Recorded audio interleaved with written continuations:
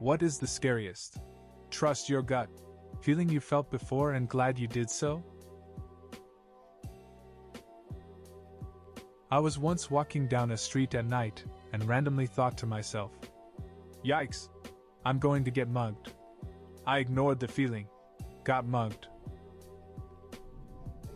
I did this. I felt unsafe and thought to myself, someone is going to harm me in this place. Actually said it to me friend with me. We ignored it. 2 minutes later. Mugged at knife point. Took a wrong turn and ended up walking down a sketchy alley in New Orleans. I saw a couple dudes up ahead were eyeballing me and my wife aggressively. I said to myself, duck their feelings. I'm out. Grabbed her arm and said, hey, I forgot something in the hotel. Right as I did a 180, I saw one dude pass a knife from one hand into the other and put it behind his back. We were far enough away that they didn't pursue. But still fucking scary.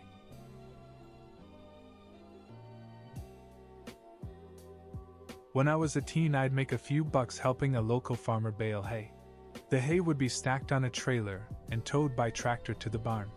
I usually sat on the front of the trailer on the way to the barn.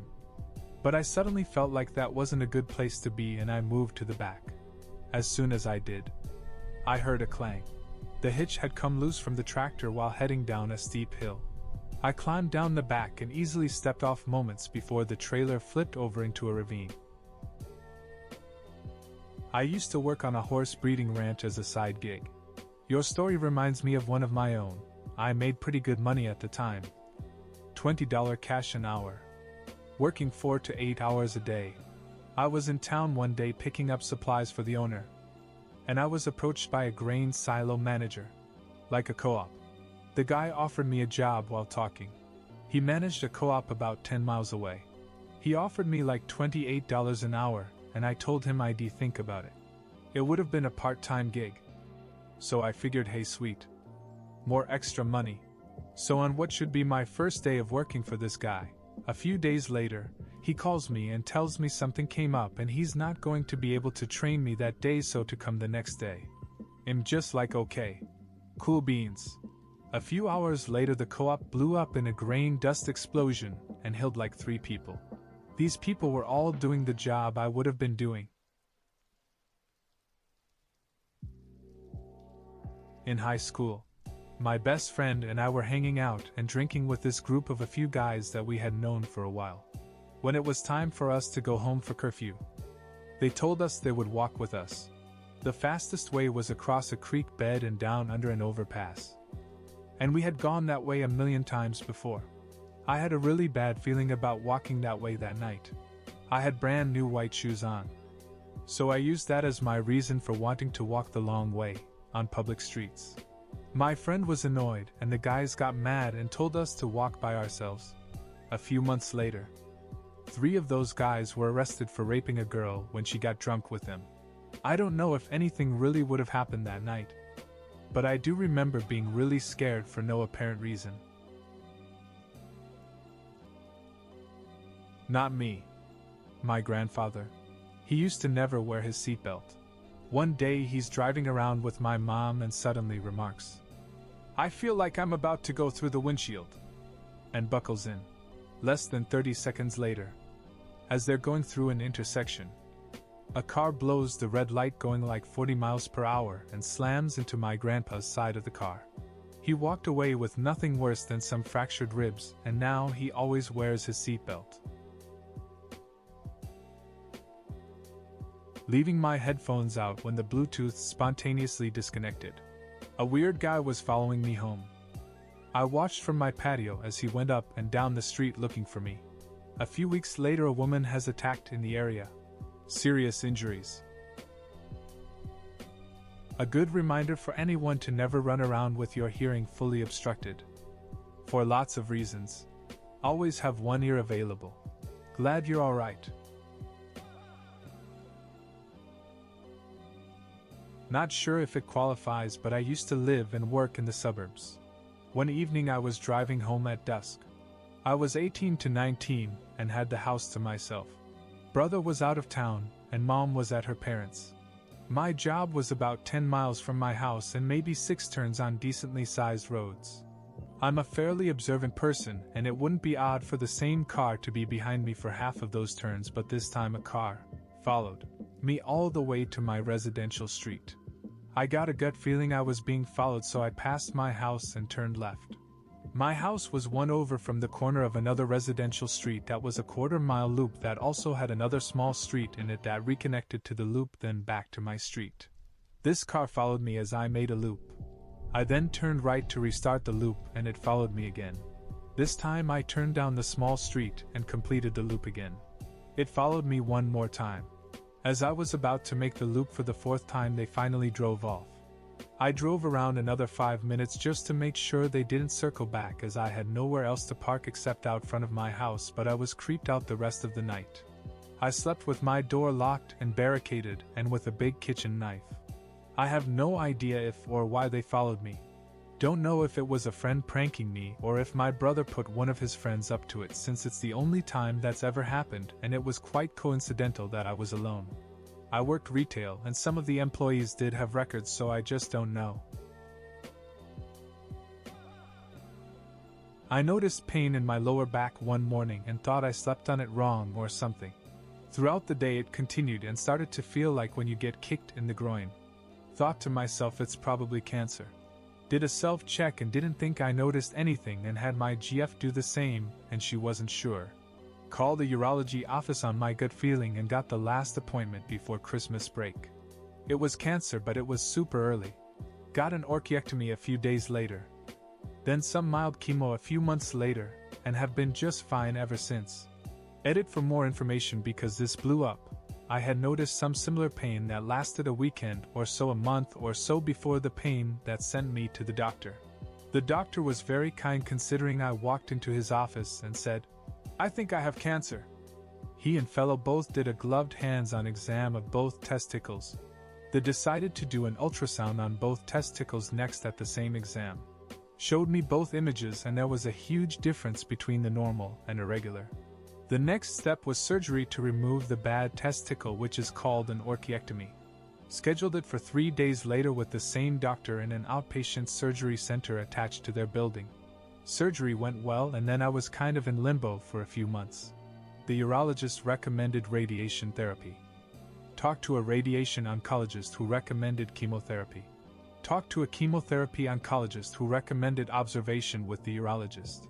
Had a follow-up with all 3 and finally decided to do 2 rounds of carboplatin at a highish dose, but over a short period. Shaved my head into a mohawk expecting to lose my hair, but did not, and just ended up looking like a goober. Had some medical debt, and stupidly paid that over student loans, which messed up my credit for a second. Though the experience made me realize how caring and kind and amazing my girlfriend at the time was, and we have been together ever since. Married for 7 years now, laughing face. October 10th would do again. My dead best friend visited me in my dream and ran into her in a grocery store. I remember I was ecstatic to see her and blabbed, and she just simply responded, "You're sick." And I woke up. In a few days I found out I had high-risk cervical lesions and needed surgery. When I was pregnant, I got bit by a Lyme tick at 28 weeks. Noticed the bullseye and got on antibiotics. My OBGYN brushed it off after that. No harm done according to her. When I went to the hospital at 35 weeks to register for delivery, normal procedure here. I mentioned the Lyme but that I took ABX. Next day, they call me and tell me they want to induce at 37 weeks because Lyme can damage the placenta, and they would rather not risk it. Oof. I talked to my OBGYN about it, and she basically laughed it off, telling me not to induce. My gut instinct told me to induce. So I went with the hospital's advice and had my son at 37 weeks. He was tiny, and it was a tough few weeks after that getting him to eat and stuff because he was so tiny and tired. The hospital sent the placenta to pathology. It was severely damaged and wouldn't have held up much longer. If I had listened to my OBGYN, I would have probably lost my son. Needless to say, I switched options after that. This is not mine but is chilling. About 15 years back, I worked with a guy who told me that in his younger days, age C12 IRC, he attended a local youth club. One night, the guy that ran it wanted the boys to go, shirts v skins, for a game of football, or whatever. My workmate was to be in the skins team. He refused to take his shirt off. One thing led to another. A big drama ensued. He got kicked out club and sent home. His mom and dad weren't happy, starting giving him a row, asking why he made such a fuss. He said he wasn't comfortable taking his top off in front of the youth leader as there was just something about the guy. A few years later, the youth leader, Thomas Hamilton, brutally murdered 16 children and their teacher in Dunblane Primary School.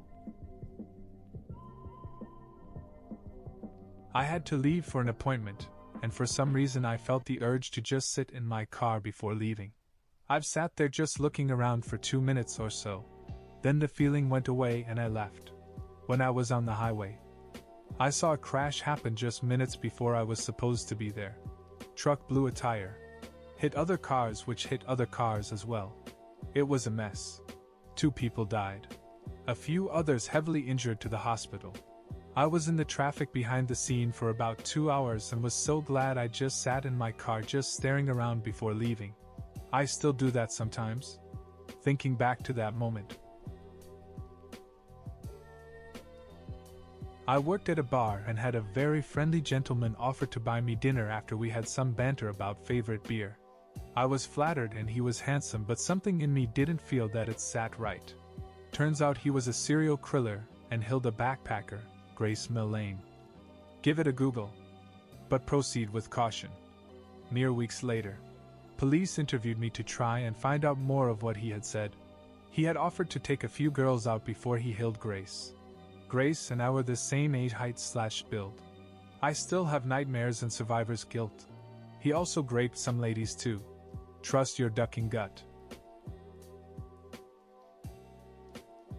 Someone I came in contact with at work semi-frequently, once every 1 to 2 months, gave me the creeps but for no apparent reason.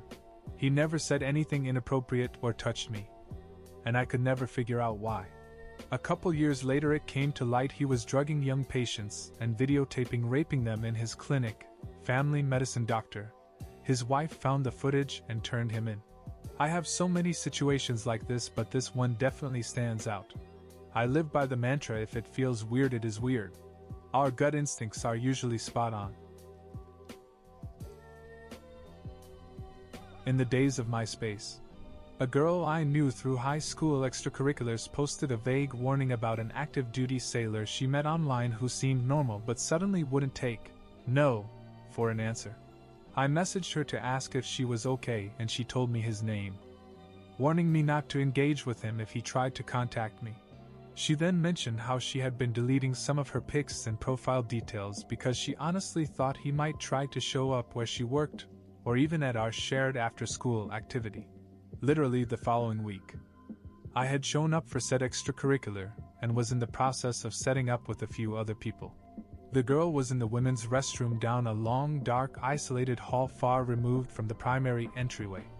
Out of nowhere, a guy who looked high schoolish in face and build, and could fit in with us only in that sense, but who I had never seen before, showed up and began looking around as if he knew the place and knew what he was after. I was used to other kids around my age dropping by to visit us out of curiosity, but they would normally just stand around awkwardly until approached. This guy's level of focus struck me as extremely disconcerting, and I couldn't shake this feeling that I needed to tell the girl first and any nearby adult, because I felt so weirded out. I already knew I didn't want to talk to him, so I looked at the sign-in sheet at the entryway. He was the creeper the girl told me about. As soon as I knew that he couldn't take notice of where I was headed, I booked it down the hall toward the women's restroom where I found the girl and told her what I saw and how I knew it was him. She started crying uncontrollably, and I told her to lock the door and that I was going to tell the adults in charge as soon as I could find them. I then found 2 of the adults and told them what I saw and knew of the situation. The fact that the guy in question was literally just in the other room from us, and that the girl had already locked herself in the bathroom. I was only 15. I don't know how I stayed so calm. The adults kicked right into action, escorting the guy off the premises and filing a police report. Not my feeling, but my mom's a few weeks ago. She works near me and also lives near me and was going home at lunch to meet a plumber and offered to drive me to my house so I could let my dog out. I normally take the bus to work and then bus home at lunch and back. So the plan was for her to drive me home so I could walk my dog for a bit longer, and then I'd take the bus back. But when we got to my house, she said she thought she better just drive me back to work real quick, it's like 10 minutes, and then go meet the plumber. On our way back we saw ambulances and police cars going back towards my house. I pulled up the police scanner, and we realized there was a shooting at my bus stop at the time I would have been waiting for the bus back to work. So it wasn't my gut, but my friend's. I had noticed whenever she had a bad feeling, it almost always turned out to be correct. We were going to sneak out one night and ride in the back of a friend's truck like we did sometimes. She told me she had a bad feeling and I immediately backed out, and so did she. The others didn't listen, and that night the truck flipped with two of our friends in the back. They were both hospitalized for a couple of weeks. One shattered his arm so bad it never fully healed right, and one has full back scars from the road burn. This is my dad's story. My grandfather was old but in good health. Every night, my dad used to call my grandfather, tell him he's coming over, then go and spend an hour talking to my grandfather. One night he had this feeling. He had to go. Just had to go. He called and said he was coming. Nothing seemed out of the ordinary. But then a series of really unlikely things happened. Walmart register transaction had some technical issues that took 15 minutes to sort out. Then there was an accident causing more traffic backup that added another delay. Then a third thing that I no longer remember. When my dad finally got to my grandfather's, my grandfather had died. As if he had simply fallen over in his bedroom mid-step. My dad, a physician, actually wonders to this day, what if he had shown up just 30 or 45 minutes earlier? At school there was an event with a little buffet line. I was in line next to one of my classmates I didn't know well. Nothing happened. Might have said a word or two to him. I went to sit down next to my now husband. We hadn't been dating long. He whispered that I should never be alone with the classmate that was next to me in line. I pushed him for more. Did he know him? He said no. Never seen him before. But he could tell he was a bad dude. Couldn't really explain it. Later that year we learned he raped at least 7 classmates. Husband said he's only gotten that feeling a few times, but it always pans out. He just can read criminal sociopaths or something. We listen to that gut feeling when it happens. Shouting at my daft brother-in-law to get out of the sea. He's a fit, strong, confident swimmer, but he had his young daughter on his shoulders and my gut was telling me that the waves were just too rough to be safe. They were both fine, but after we all returned home we heard that another strong, confident swimmer died in exactly the same place about half an hour later. I was walking in a quiet part of town and I walked past a guy who was stood still. Then he phoned someone and started walking behind me. Well, I saw a guy really far ahead answer his phone at the same time, then started walking in my direction. So I turned off and jogged a bit along a path and looked back. They were both walking together very quickly down my path now. So I turned down another road and jogged again until I was back in the main part of town. Almost certain they were planning on mugging me. As it happens, it was in the news the next day that someone got mugged in that area by 2 guys. I thought my son's breathing was weird. He was 4 days old. I couldn't even explain to his doctor what I thought was weird. I just knew it was weird. Took him into the pediatrician, and she did a basic look at him. Watched him breathe and said he was fine. I'm just in anxious mommy mode. Yeah, okay. Following day I take him into the ER telling them the same thing. I don't know what it is, but his breathing is just weird. And boom, his oxygen was 72. He ended up staying on supplemental oxygen at home for 2 months. I was crying to one of the nurses and he told me, "Mom instinct is real and I've seen it save a lot of kids' lives." Would have thought a pediatrician of all people would have done a blood oxygen check. Thankfully, it wasn't his actual pediatrician who made that mistake. It was a last-minute appointment, and I just had to see whoever was available, which happened to be a woman pushing 70 at least. I'm adopted by the least maternal woman to have ever lived. She never had her own kids but did foster dozens of kids, eventually settling on pre-adoptive babies. The baby in this story was only our third. It was only 2 years earlier that I showed my mother how to change a nappy and fasten up a baby grow. She really was that clueless. Or was she? One Monday she says baby is ill, so she takes her to the doctors. Doctors say baby is fine. Tuesday and mom does the same thing and the doctors say the same thing. Wednesday comes. Same thing. But at this point one of baby's eyes is glued shut, so doctors give antibiotics and diagnosed an eye infection. Thursday comes and mom is at the docs again. No new information, and the same on Friday. Baby was very quiet though, and I thought mom was into something. Saturday comes and for whatever reason dad is at work. Mom wakes me up and says she's going to the emergency doctors and she needs me to go with her. I help her prep stuff for a one-night hospital stay, and she got me to book a taxi. This was serious stuff. Taxis were forbidden because we had legs. Baby's eye had now turned into what looked like a big purple bruise, and mom was scared she had been hurt and that she might get the blame. I assured her she has doctor's notes to prove she knew something wasn't right and no one has hurt the baby. This was something different. We got to the docs. Doc calls us in and we didn't say a single word to the doc. He just picked up the phone and dialed 999. Taff? He chats on the phone for a minute. Says it's a life or death situation, then slams the receiver down. He got up out of his chair, left the room and came back with the receptionist. He looked at my mom and says sorry, but time is of the essence. I just called for an ambulance, but they are too busy, so I have asked the receptionist to take you to hospital in my car. There will be someone waiting for you when you get there. He then turns to the receptionist and says ignore any red lights. You put your foot down. If the police see you, you keep driving until you get to the hospital. Do not stop for anything. I didn't go to the hospital. I was tasked with going home and telling my dad what had happened and to take care of my little brother and sister. I fetched my grandparents and told them I needed their help, and I called my dad at work and told him to go straight to the hospital and that all is okay at home, and to call me if he needed anything. It was 9 p.m. that night before my dad got home. Without mom and baby. He said he was too tired to tell us what was happening, but he'd explain in the morning. He asked about the doctor's appointment, and I told him everything. He thanked me for helping. Next day dad takes mom some things at the hospital, but we weren't allowed to visit. He got home and we got to sit down and talk, and he said your mother saved baby's life. Not even I knew something was wrong, but your mother did. He told me that the purple bruise wasn't a bruise at all. It was septicemia.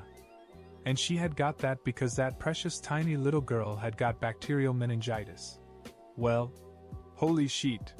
A woman not known for actually liking kids that much had sniffed out a potentially fatal disease in a baby almost a week before there was any physical sign of any illness. Mom and baby spent 8 days in hospital before baby came home as IDOWthere was never anything wrong with her. What a relief.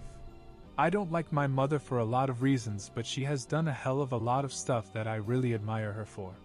Saving a baby's life isn't even top of my list of cool things she has done.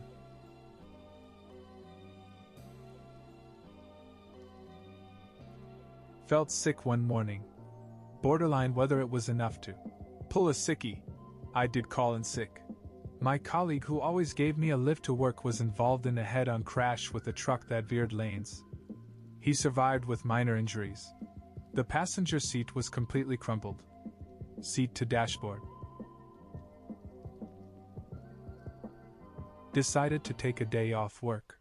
I never missed time. While that day there was an explosion in my work area, and if I had been there it would have definitely caused significant damage or death. What happened to your coworkers? The machine was not being operated because I was one of 4 people who were trained and signed off to operate it. The factory I worked in was massive and machinery was spread out, so luckily no one was in the area when the explosion occurred.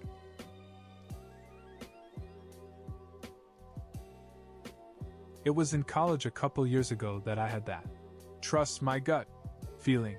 One of my buddies had invited me to a house party off campus nearby. Didn't have a car at the time, so I rode my longboard there. Rode up and the party looked awesome with a whole lot of noise and music, but something just made me want to turn around and go home. Not 10 minutes later did I hear the gunshots. Someone had brought a gun to that house party and shot 4 people. Sadly, 1 died and 3 injured. My buddy had left just as I got there and had no idea what happened but was okay. I was almost the first victim of a serial rapist who pretended to be a cop. The whole night was bad. It started with getting yelled at for not wanting to smoke weed around a kid. Mom thought I was being judgmental of her. I mean, she wasn't exactly wrong, but it was illegal back then and I didn't want to smoke around their toddler. Then the husband cornered me later and tried to make out with me, and I was like, fuck this, I am going home. I am walking home and this guy stops and asks if I need a ride. I start backing away from his car and say no, I am cool. So he pulls out a badge and says I am a cop. I have a big bag of weed in my pocket, so I reiterate I am good. I ended up walking the long way home so I could make sure I wasn't being followed. Oddly enough, it was a friend of my mom's who got him caught. He was pulling women over and pretending to be a cop and raped a bunch of people. My mom's friend worked with the cops and knew who they were, so when he tried to pull her over she knew something was wrong. I didn't realize who I had been dealing with until the news article came out about him. I am glad I have a rule to back away from people's cars so I am not in arm reach ever. I always stay far enough away from cars that if someone can open the car and lean out they still can't reach me. So I'm a practicing lawyer in Islamabad, Pakistan. Back in 2014, Pakistan was afflicted by frequent terrorist attacks due to the country's role in the fight against terror. One morning as I came from court to a little side office in the court premises that we had and was conversing with my other colleagues, the sound of gunfire began. Some of my junior colleagues tried to go and see what was going on, and I ushered them back inside for fear that they may catch a stray bullet. I bolted the doors from inside and asked them to remain seated. Now the doors were made of glass and the rest of the wall was also glass. The gunfire continued for what I can sense was 10 minutes, but seemed like an eternity. We all assumed that perhaps this was a skirmish between 2 litigating parties and we didn't want to be caught in the middle. The sound of gunfire increased, but we could not get a sense of the direction it was coming from. As the tension grew, I recited the Kalma and prepared for a shooter to stand in front of the glass door and mow us down. Just then a few bullets hit the rear wall of the small building we were in. This made it clear where the fire was coming from. I consulted with a colleague and sprang up to open the door and ushered everyone outside and pointed to where I wanted them to run. Being the last one to leave, I turned around and saw the shooter who followed us as we turned a corner to flee. Just as he was about to line up a shot at one of us, an anti-terror squad gunman stationed at the roof fired at the shooter and hit him in the chest. The shooter was wearing a suicide vest, and just as he realized he was done, he pulled the cord and I saw a human body being blown to bits. Unforgettable sight. In that state of panic and not knowing if there were other shooters, we ran until we could not see the court buildings. 14 people died that day and dozens were injured. We visited the scene days later, and I saw a crater where the shooter had blown himself up. Right next to where I stood when I held the door open and ushered my colleagues out. Had we not bolted from there, we'd be dead for sure. Glad I trusted my gut then. I wanted to talk to a professor about an essay I was writing. I knew her office hours were open. Just talked to a bunch of friends. And had good grades. It was a new term and things were good. Even nice weather for fall term. I thought, duck it. I'll just grab a snack from the student store. I walked in. Popped open a cup noodles, not a sponsor, and dispensed hot water in it. As I was paying for it at the counter, A student burst in out of breath, crying, and frantic. She said to call the police as there was an active shooter. We hid in the supply closet next to snacks and textbooks, along with at least 6 others. The student explained where it was, and it was a rampage through the same building I was about to go to. My professor was with a student, and I would have been waiting right in the open near where part of the rampage took place. At least 9 died that day, and one was someone I grew up with. If it weren't for my gut literally feeling empty, and my mind saying, duck it, I would have had a front row seat to that. I was driving a very remote road in rural Australia. No street lights. Dead straight. Pitch black. No other people for 100+ kilometers. It was between Beartown and Julia Creek in far north Queensland.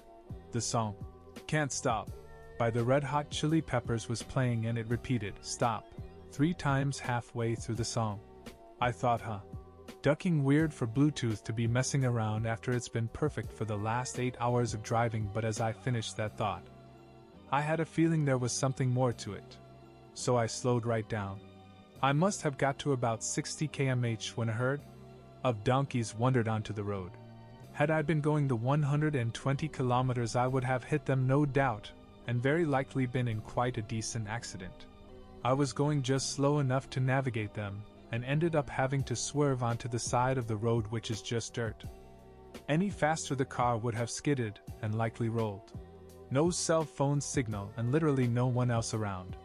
Every time I hear that song, and particularly where it repeated, I get a wicked shiver and can only think if I hadn't slowed down it could have been a very poor outcome. Not sure if this constitutes the scariest, but there was a guy I used to go to community college with back in 2014 to 2016. Call him Mark. Mark was older than me by several years, and if memory serves, was studying political science. We had mutual friends, and I'd see him at parties or at hangouts. Can't say he always gave me the creeps, but I definitely noticed there was something about him that was off. Ironically enough, he could be surprisingly charismatic and didn't have a difficult time with women despite not being the most handsome guy in the world. What really got me though was one time at a hangout. Mark and I got to talking. I said something to him that made him stop and stare me down. I stared back because I thought it was in jest. And then I noticed there just wasn't anything in his eyes. Like staring into black holes. Ducking tripped me out. Remarkably intelligent guy, too. And I'm almost ashamed to say that we ended up getting along for some time after that, because I was never able to shake the off feeling he gave me. But I could only ever tolerate him in doses. So I kept him at a distance until I found out who he really was. Apparently, years before we ended up at community college together, he'd either been in some kind of frat or communal living where he threw this party and ended up raping a woman. Found this out through a close friend who knew him then, but who was beaten unconscious by the other people in the house before he could stop it from happening. He told me that Mark had apparently done psychedelics out in the desert with some friends prior to that incident, and when he got back he was just different.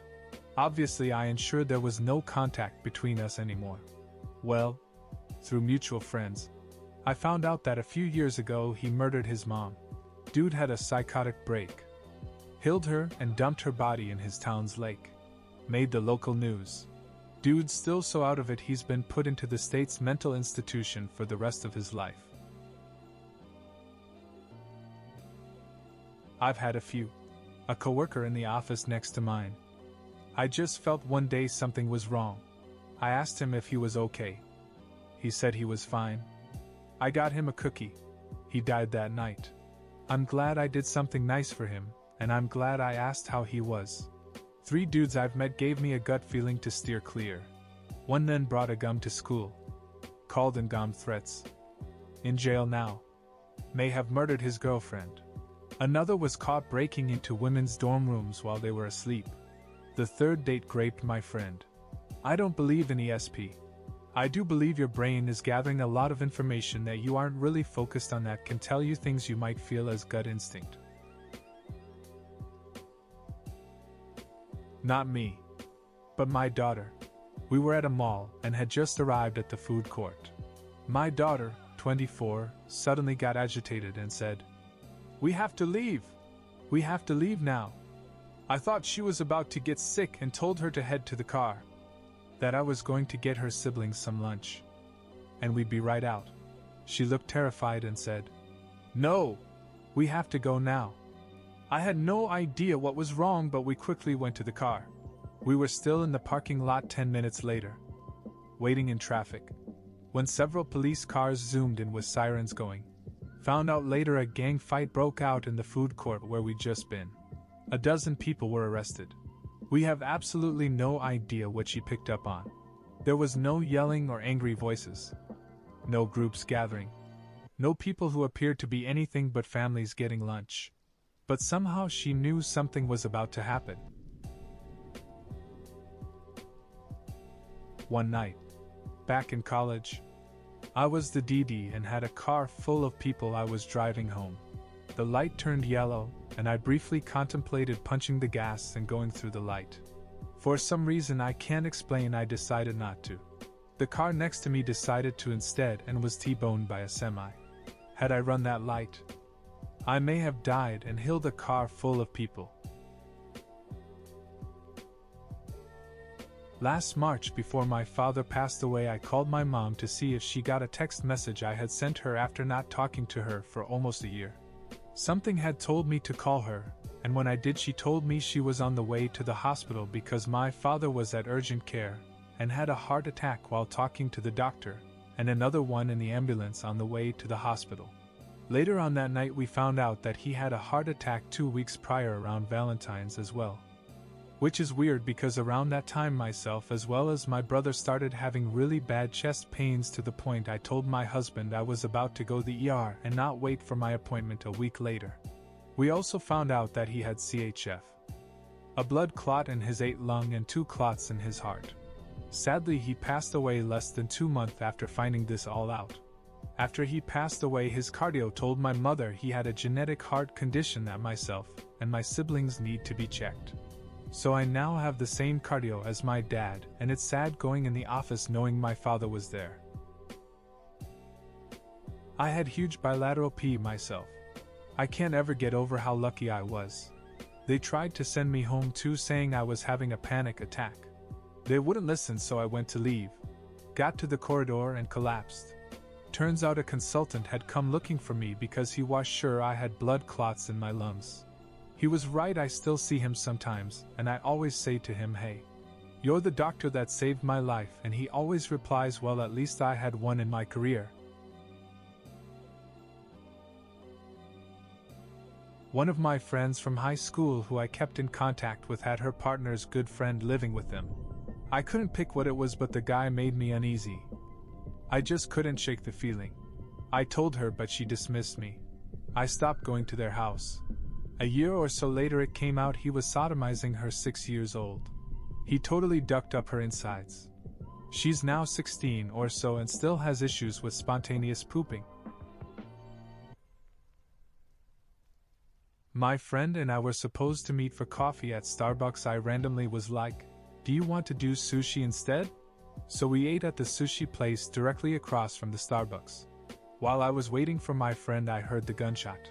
Someone was shot in the head at the Starbucks we were supposed to be at. I literally ran outside looking for her. She just got there in her car, thank God. It was probably a gang shooting. But I would have witnessed it from like 6 feet away had I not listened to the fleeting feeling in my gut.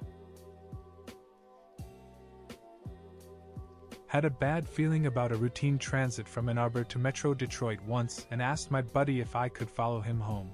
Hood popped open on the freeway and destroyed my windshield and scared the crap out of me. Buddy was there to help complete the journey. One evening I had this sudden urge to study the Heimlich maneuver. Figured I had seen it on TV but didn't understand the technique and how effective it truly was.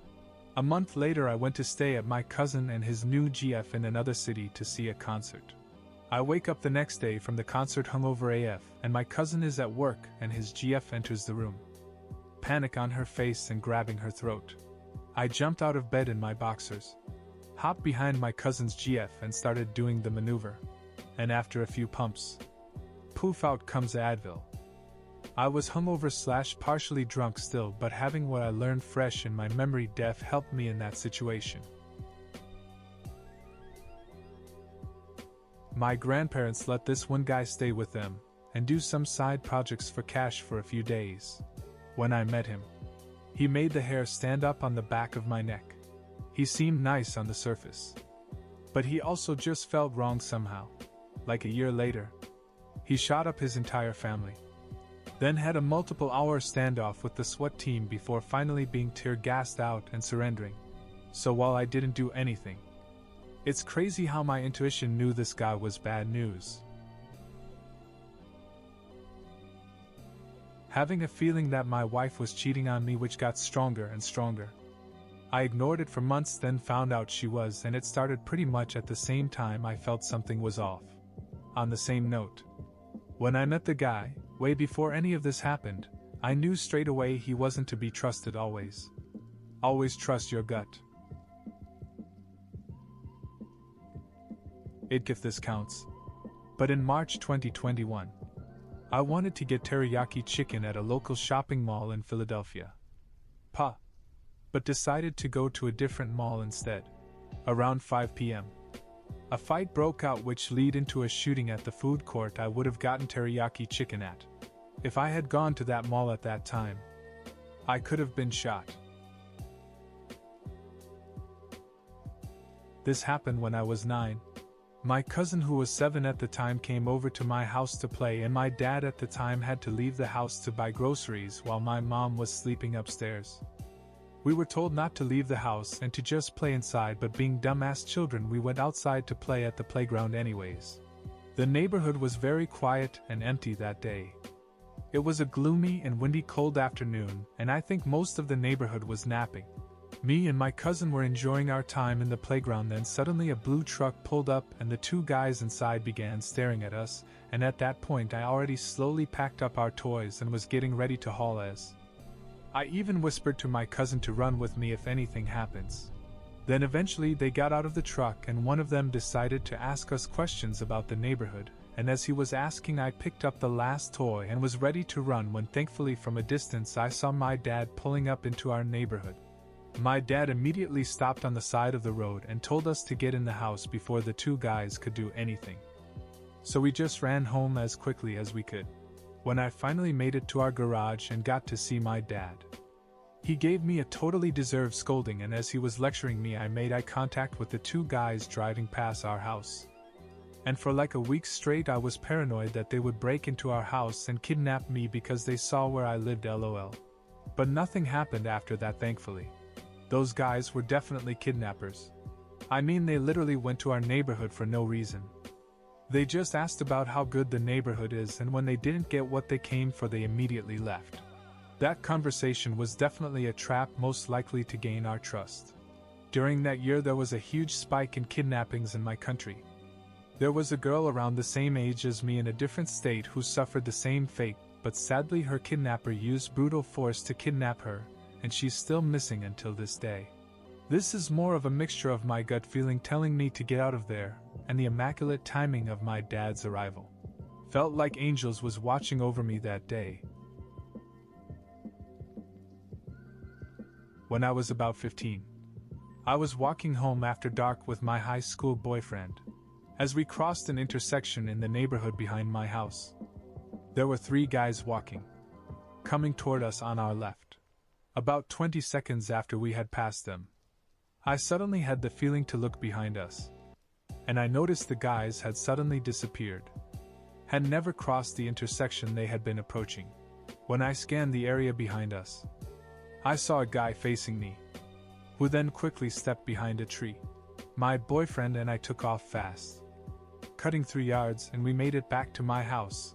When we peeked out my back door to see if the guys had followed us, we saw them in my neighbor's yard, literally beating the bushes because they clearly thought we were hiding there. I called the cops, and when some old fart cop investigated, he came back to tell me they had found the guys. But They just thought you were pretty and wanted to know where you lived. Yeah, obviously. Ducking douche bag cop. The cops just let them go. Because it was innocent. Sure. They were searching for us in the bushes because they just thought I was pretty. Jesus Christ, I'm so glad I looked behind me that night. My wife and I went Black Friday shopping in 2018. She was 9 months pregnant when we walked into the mall. I told her I felt uneasy and told her we need to get in and out pretty quick. She wanted to go to look at some running shoes at Foot Locker, and I told her I didn't feel that was good because it was upstairs. So we went to a store on the lower level instead. A fight broke out outside of Foot Locker that ended with 1 dead and a few wounded. We had just walked away from the escalator to another store on the lower level and were able to exit before being trampled by the ensuing chaos, and were able to get home safely. One time I got my grandma to the local train station so she could buy a ticket for a future ride. We were in there, and the vibe felt really off. We talked about it and agreed to leave. Do some groceries first and come back later. We came back an hour later. The train station was closed. Police everywhere. Someone jumped on the tracks 30 minutes ago and was hit by a high-speed train. I was walking home after getting the last bus. One part of the sidewalk went through a wooded area. It was a nice suburb. Well lit. But I didn't like walking through that part, so would walk in the road. This particular night I got super freaked out. And everything in me told me to run past. On the opposite side of the road. So I did all the way to the next house and I ran up their driveway. I stood a while to catch my breath. Hidden in the shadows, and just as I was about to start walking, berating myself for being paranoid, 2 men stepped out of the wooded area. I got one. But it's not my story, it's my mom's. When she was younger.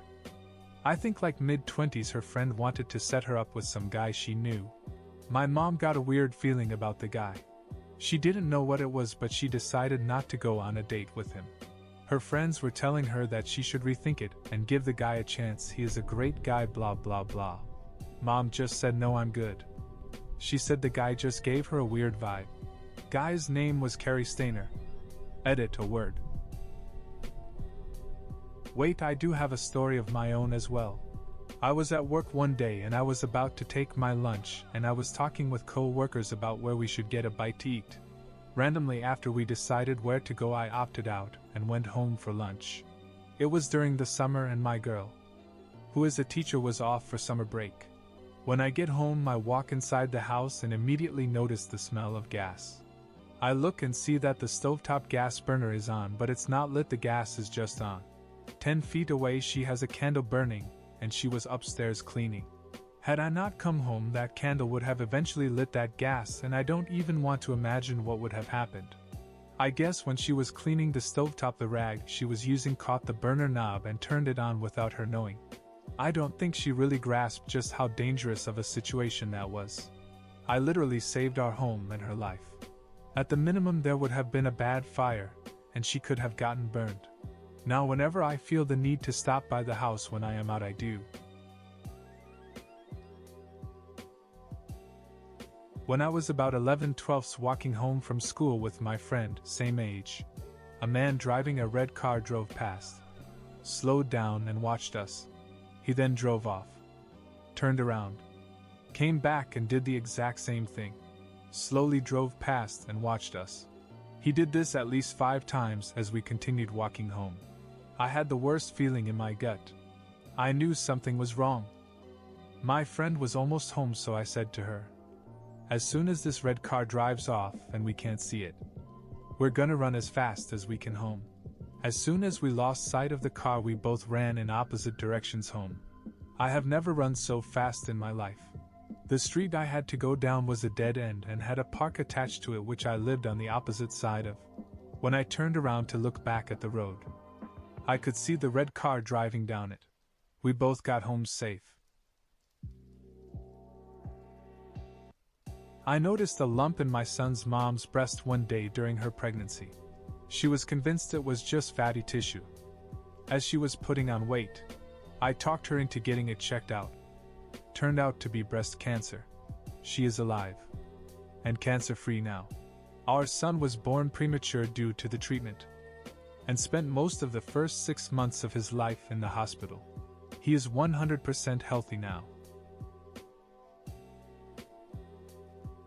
I was walking home and passed the jeweler's window. I think jewelry is a waste of money, so normally I ignore their display. That day, a ring caught my eye and I stood for a couple seconds admiring the design. When I got back in motion, a car shot out onto the pedestrian walkway from the side of the jeweler's building. If I hadn't stopped, the car would have broken my legs and hip and thrown me into the road.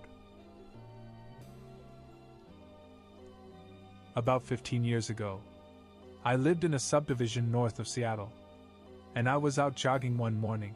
There were lots of houses and apartment buildings around, but I was coming up to a stretch of road that had some sort of woods on either side of it, which I had jogged through many times before. However, on that day, a white van passed me going pretty slowly, and I noticed about 4 blocks up ahead. It had stopped and was just parked on the side of the road. My gut started pinging pretty loudly to not jog on, and just turn around and run home. Which I did. I'm super glad I did that because I'm almost 100% positive that van was waiting for me.